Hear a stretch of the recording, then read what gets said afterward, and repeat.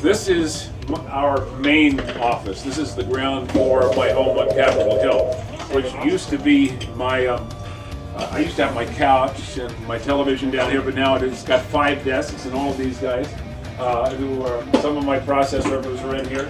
My office staff, hoorah. Mike just got back from Mexico, so he's still wearing the shorts and the sandals. This is where this is the nerve central, and this is the head man who runs the show down here. Hey. Oh, wrong camera. Wrong camera. So anyway, this is our security system.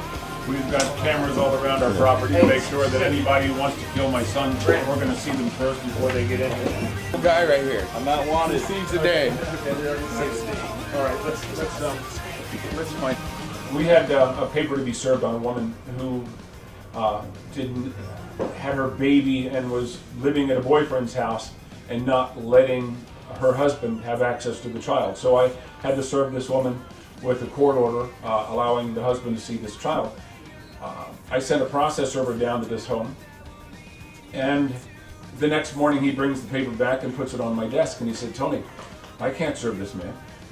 He answered the door with his hair all frizzed out, is wild-eyed, and he said, "If you ever come back on my property, I'm going to kick your butt." And on the front of his house, he had about 20 no trespassing signs plastered all over the front of his house. So he's a real nut. And so I called Jimmy in. Jimmy was 6'7", about 350 pounds. And I said, "Jimmy, this guy threatened to kick our other guy's butt. I need you to go down and serve this fella." Well, Jimmy comes back the next day, puts the paper on my desk and says, "Tony, this guy told me if I ever came back into his property, he was going to shoot me.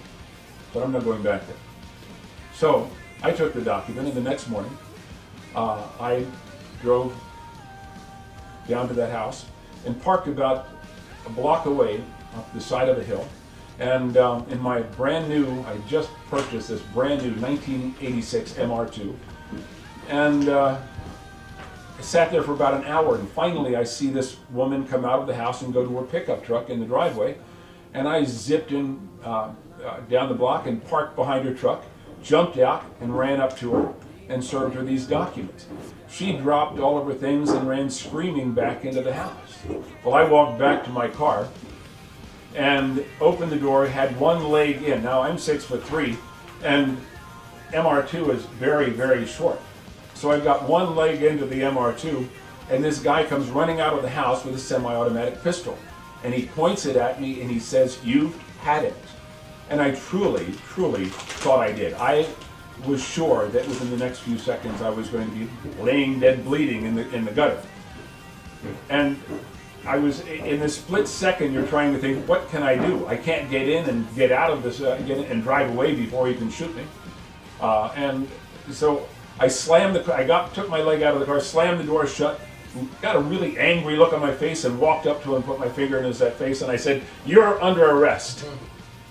And I pointed it like a gun right in his face. And he put his gun behind his back and ran in the house. I went, and although my legs were like this, and every bit of adrenaline that I ever thought I had was drained from my body, I laughed all the way home, where I spent the rest of the day in bed because I didn't have enough energy to get out. It so scared me to death.